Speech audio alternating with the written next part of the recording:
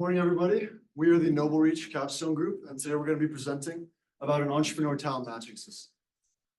My name is Alton Mitchell. Prior to coming to Virginia Tech, I studied economics at Brown University, and following this program, I'll be taking a gap. Hello, my name is Brian Bogert. I graduated from Virginia Tech with degrees in industrial systems engineering and political science, and I am currently seeking opportunities to integrate diverse disciplines and promote social good. Hello, everyone. My name is Grayson Lawrence. Prior to joining this program, I studied marketing management at Virginia Tech. Upon completion, I will be joining NobleReach as a scholar. Good morning, everyone. My name is Samir Hossein. My undergraduate study was in business information technology with a concentration in cybersecurity management and analytics. Upon completion of this program, I plan on pursuing a career with Peraton, where I'll be a project management associate supporting the Department of Interior. I'm going to pass it back to Brian to give some acknowledgements. We are very grateful for many people throughout the course of this project. I specifically want to highlight our capstone sponsor, Brian Haight, who provided the perfect balance between collaboration and autonomy. CBA Director Jennifer Havens, who attended many of our on-site meetings and visits to ensure adherence to CBA guidelines, and Dr. David Teagarden, who facilitated us with more of the technical issues that arose during the development of our system. So the NobleReach Foundation is a nonprofit bringing together the best from academia and industry to help serve the federal government and achieve federal government guidelines. Specifically, we focus on their Emerge program. With the Emerge program, NobleReach's goal is to facilitate a seamless connection between the list of embedded entrepreneurs in their database with government research projects, specifically at the NSF and DARPA, in order to expedite the process of bringing innovative products to market. Unfortunately, much of this process is currently handled manually, and given the anticipated surge in both entrepreneurs and contracts, it is becoming crucial to establish a more automated system to help make this matching process go by more efficiently. Thus, we are left with our key question: how can NobleReach enhance and automate their embedded entrepreneur database system to achieve the most precise and efficient matching of entrepreneurs with research projects that best suit their needs? Now I'll pass it off to Samir to walk us through our project timeline. Thanks, Brian. I want to show you guys this timeline to show you the journey on what it took to get to our solution.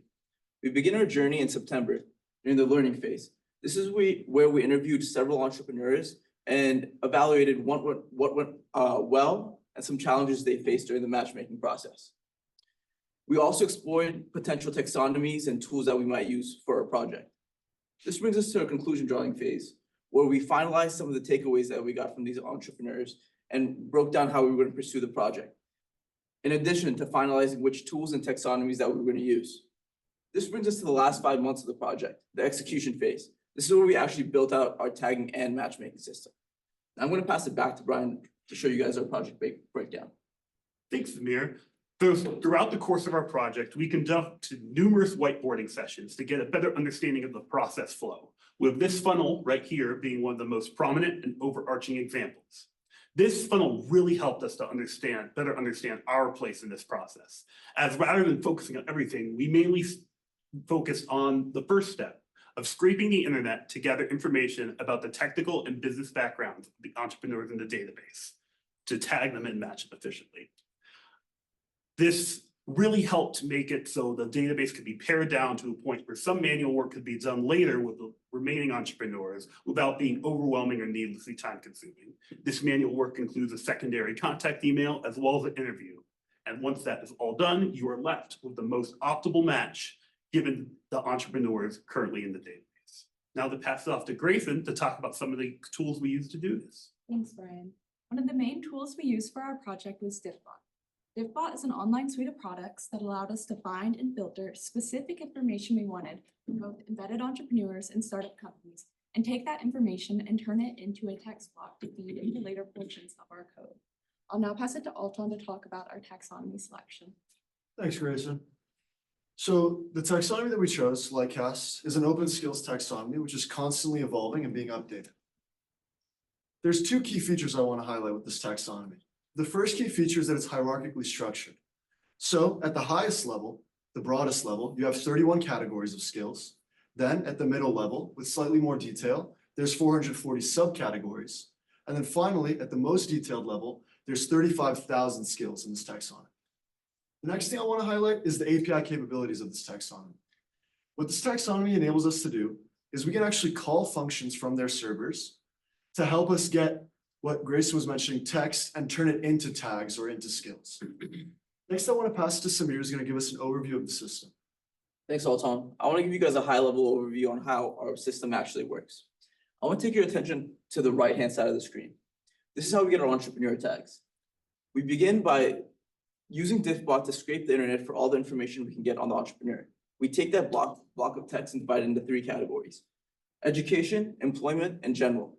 We run that through Lightcast and get our first set of tags. We also supplement this data with running the resume through Lightcast, and we get tags from that, combine them together, and get our final entrepreneur tags. As you may notice, the left-hand side of this, the left-hand side of the diagram follows a very similar pattern. We take the researcher in the researcher's lab, run it through Diffbot, and see all the information we can get out on the internet. We run that through Lightcast, get our tags for the researcher project. We take the job description for the given position, run that through Lightcast, and get our tags for that, combine those 2 together, and get our final startup tags. Now I'm going to pass it back to Alton to talk about the actual matchmaking process. Thanks, Samir. Once we have our entrepreneur tags and our startup tags, most of the heavy lifting has been completed. To see if there's a good match, what we do is we simply look for overlap between the tags occurring at similar frequencies. So if you have a startup with a bunch of computer science related tags, to see if an entrepreneur is a good match, we simply look for those same exact tags and see if they occur at similar frequencies. If both of those conditions are satisfied, you would have a strong match. Next, I want to pass it off to Grayson, who's going to tell us a bit more or show us some examples of our tagging out. Thanks, Alton. After moving through our learning and conclusion drawing phases, we were able to write a script that outputs a table of embedded entrepreneurs and their skills. Shown behind me is a snippet of one of these output tables. Here we have an example embedded entrepreneur, a list of their skills, a count of their skills, a granular column, which shows their granular skills, which are business skills we felt essential for every embedded entrepreneur to have, and finally, a classification column, where we classify skills as either business or technical. I'll now pass it to Alton to talk about our matching outputs. Thanks, Grayson. Our matching output is also a table. You'll see first we have our startup. Next, we have a list of different candidates. After that, we have our overall match. So for the first entrepreneur in this case, we have about a 34% overall match, 0.34. Next, we have our business match, which isolates for only business skills. And then we have our technical match, isolating only for technical skills. Finally, we have our weighted score.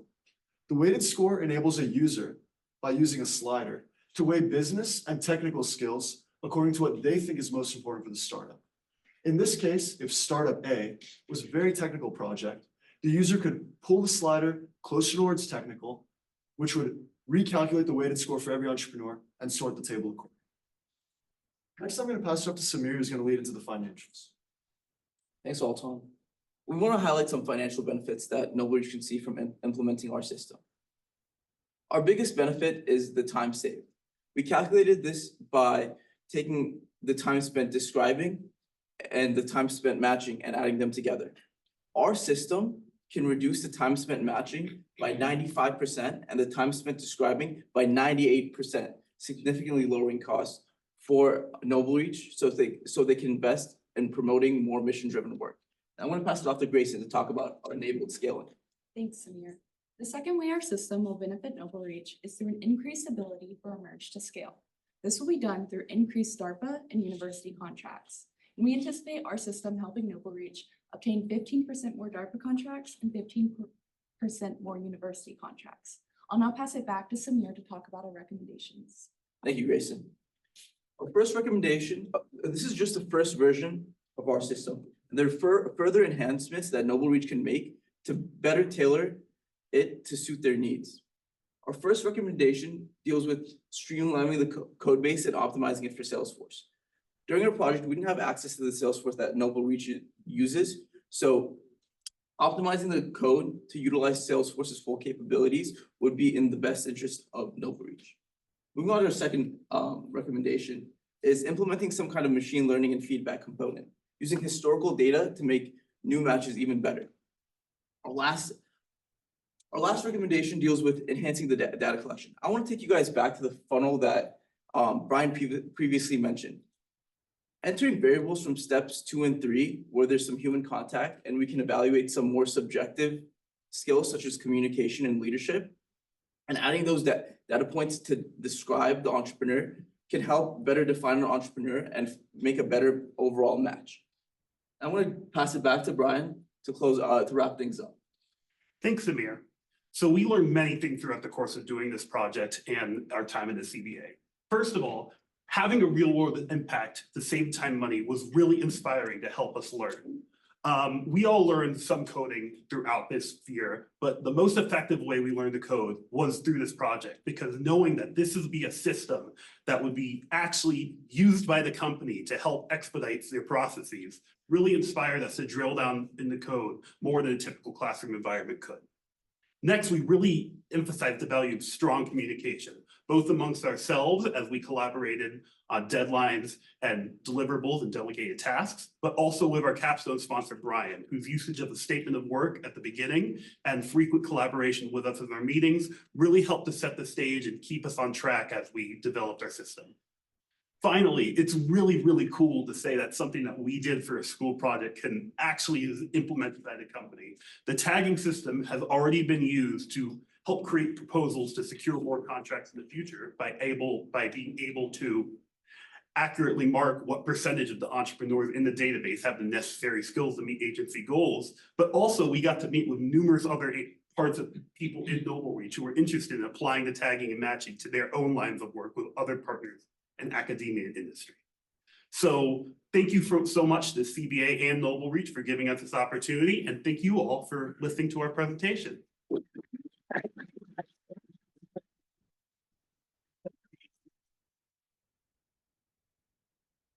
Fantastic job. I was wondering, as you are looking at the initial scraping, right, of all the resumes and the entrepreneurs that you find, if you've done any kind of bias analysis to look at, for example, different demographics, DEIB considerations, so that we're not falsely training the algorithm, is that something you consider? So that is something we talk about. There is no algorithm in this system, but DiffBot uses primarily web data and primarily LinkedIn data.